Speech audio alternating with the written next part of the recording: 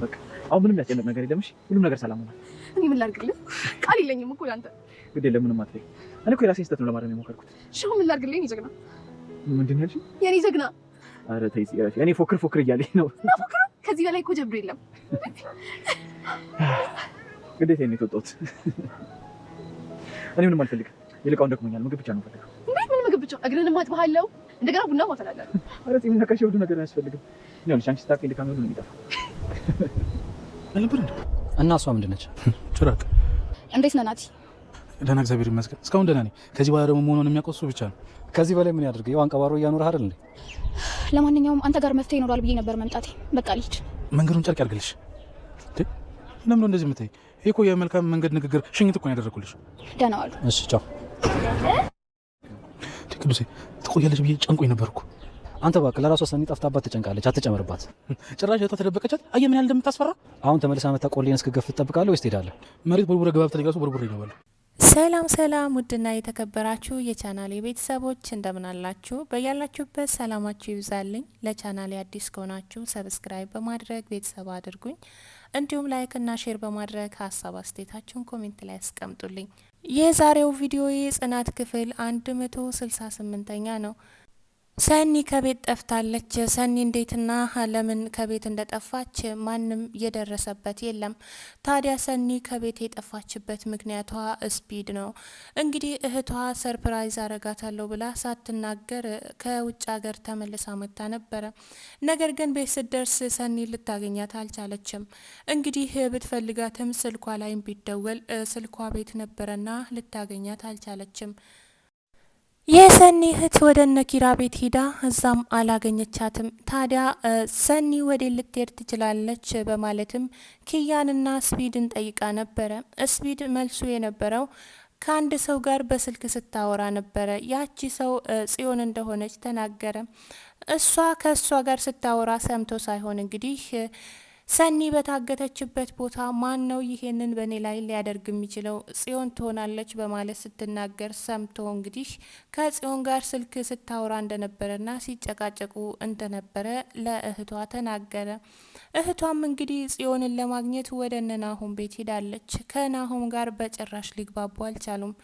እንግዲህ እህቴን ካላገኘኋት ከእናንተ ራስ አልወርድም በማለትም እንግዲህ ተቆጥታ ከዛም ወጥታ ሄዳለች። በድጋሜ ቅዱስ ጋር ደውላ ቅዱስንም አገኘችው።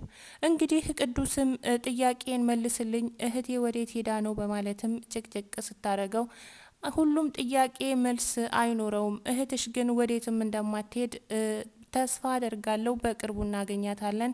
አንቺ ግን ተረጋጊ በማለትም እንግዲህ እንድትረጋጋ ይነግራታል። እሷ ይህም ሊያረጋጋት አልቻለም። አንድ እህቴ ናት በማለትም እንግዲህ በድጋሜ አንተ ጋር የመጣሁት መፍትሄ ያገኛለሁ ብዬ ነበረ፣ ነገር ግን አንተ ጋርም መፍትሄ የለም መሄዴ ነው ብላ እንግዲህ ከዛም ሄዳለች። ኒና እንግዲህ በክፍለ ሀገሩ ዓለም ሪላክስ እያደረገች ትገኛለች። እንግዲህ ወደ ቤት ስመለስ ለምን መጣሽ ይሉኛል፣ ከቤት ስወጣ ለምን ወጣሽ ይሉኛል፣ እንደዚህ ጥሩ ጊዜ ማሳለፍ ናፍቆኝ ነበረ እያለችም እንግዲህ ወደ ሜዳ ሂዳ አዲስ አየር እየተቀበለች እንግዲህ ከተፈጥሮ ጋር እያወራች ትገኛለች። በዚህ መሀል ብርቄ የተማራ ስታለቅስም ብርቄን ታያታለች። እንግዲህ ብርቄ ነገሮች ከብደውብኛል፣ እኔን ለምን እንደዚህ ያደረገኝ ፈጣሪ በማለትም እንግዲህ ከቤት ወጥታ ብቻዋን ስቅስቅ ብላ ስታለቅስ ታገኛታለች። ብርቅዬ ምን ሆነች ነው በማለትም ወደ እሷም ሄዳ እንግዲህ የደረሰባትን ነገር ትጠይቃታለች።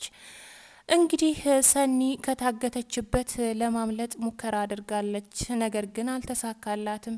ሰኒን ያገታት ስፒድ ነው። ስፒድ ሰኒን ሊያግታት የቻለበት ምክንያት እንግዲህ የነኪራን ቤት ካርታ ለመውሰድ እንዲሁም ደግሞ ውርሱ ለኔም ይገባኛል፣ እኔም ያቶ ተሾመ ልጅ ነኝ በማለት እንግዲህ ወደዚህ ቤት መጥቷል።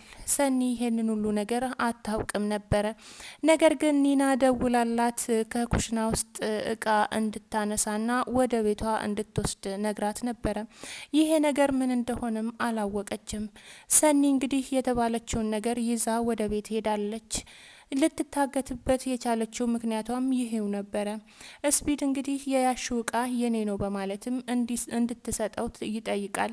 እሷም እንግዲህ አልሰጥም ብላ ይዛው ወደ ቤት ሄዳለች። እንግዲህ ለመታገት ያበቃት ይህ ነገር ነበረ። ናሆምም ከሰኒ እህት ጋር ከራኬብ ጋር በጭራሽ ልስማሙ ሊግባቡ አልቻሉም። እንዴት ነው የምትናገረው? እኛ ስለ ሰኒ መጥፋት ምን የምናውቀው ነገር ይኖራል? ደግሞ ተረጋግታ ማዳመጥ አትችልም በማለትም እንግዲህ ተቆጥቶ ሲናገር ነበረ። ምሩም እንግዲህ እንዴት ይሄ ሁሉ ነገር ሊሆን ይችላል? ሰኒስ ወዴት ሄደች? ደግሞ ስልኳም ቤት ነው ያለው። ይሄ ጉዳይ እንዴት ነው ያሳስባል? በማለትም እንግዲህ ሀሳብ ውስጥ ገብታለች። ኪራም የጠፉትን ከብቶች ወደ ቤት በመመለሱ በጣም ደስ ተሰኝቷል። እንግዲህ ጽናትም ይህ ነገር በመሆኑ እጅግ በጣም ደስ ብሏታል። የኔ ጀግና ኪራዬ አለችው። ኪራም እጅግ በጣም ደስ ብሎታል። እንግዲህ በጽናት መወደዱ በጣም አስደስቶታል። ያለፈውን ጉዳይ ባያስታውስም ነገር ግን አሁን ላይ ያለበት ሁኔታ እጅግ በጣም ደስ የሚያሰኝና እሱም እንግዲህ ጽናትን የራሱ በማድረጉ በጣም ደስተኛ ሆኗል። የጠፉትን ከብቶች ካሉበት ወደ ቤት በመመለሱም ጽናትም አደነቀችው። እሱም እጅግ በጣም ደስተኛ ሆነ። አለምዬና ባለቤቷም ታርቀዋል። እንግዲህ እስከ መቼ ታኮርፈኛለህ? በእኔና ባንተ ዝምታ አያምርብንም። እንደ በፊታችን እንጫወት፣ እንሳቅ።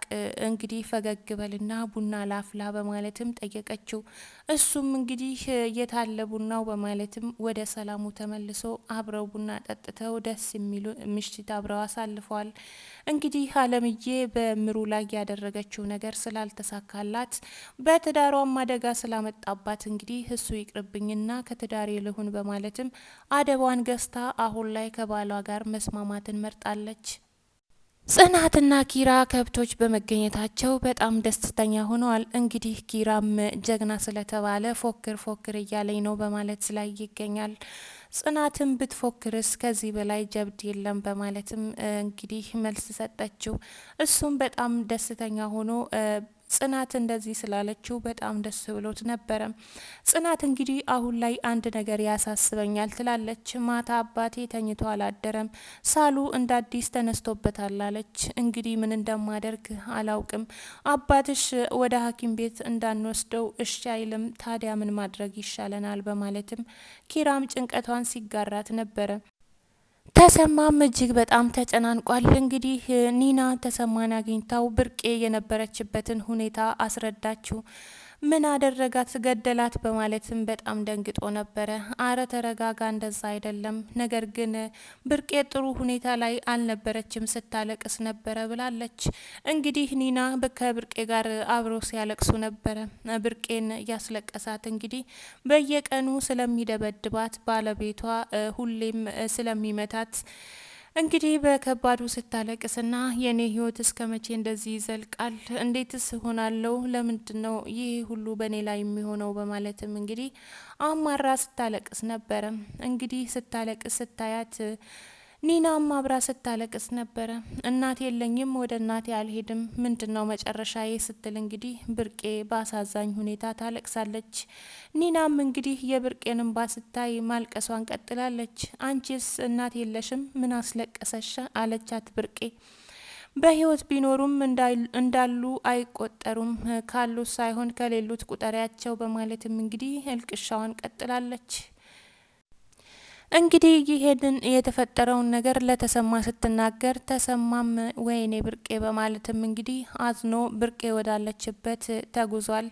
ይሄንን ነገር በዛብህ ቢሰማ እንግዲህ ተሰማም ብርቄም የማይሆን ሁኔታ ውስጥ ማስገባቱ የማይቀር ጉዳይ ነው። ምክንያቱም ሴት ልጅ በቀን አንዴ ወይም በቀን ሁለቴ መመታት ያለ ነገር ነው ይላል በዛብህ። ታዲያ ይሄ ነገር ብርቄን አሁን ላይ አሰልችቷታል። የሰኒ እህት እንግዲህ እህቷን ለማግኘት የማትገባበት ቀዳዳ የለም። በጣም ተናዳ በጣምም ተበሳጭታ አንድ እህቷን ስላጣች እንግዲህ በከባዱ እህቷን እየፈለገች ትገኛለች። እስካሁንም ድረስ ግን ምንም አይነት ፍንጭ አላገኘችም። ውድና የተከበራችሁ የቻናሌ ቤተሰቦች የዛሬው ቪዲዮ ይሄን ይመስላል። በያላችሁበት ሰላምና ጤና ፍቅርና ደስታ ብዝት ይበልላችሁ። የሰኒ መጨረሻ ምን ይሆናል የሚለውን እንግዲህ በሚቀጥለው ቪዲዮ ይዤላችሁ የምመጣ ይሆናል። እስከዛውም ድረስ ቸር ሰንብቱ። ባይ ባይ።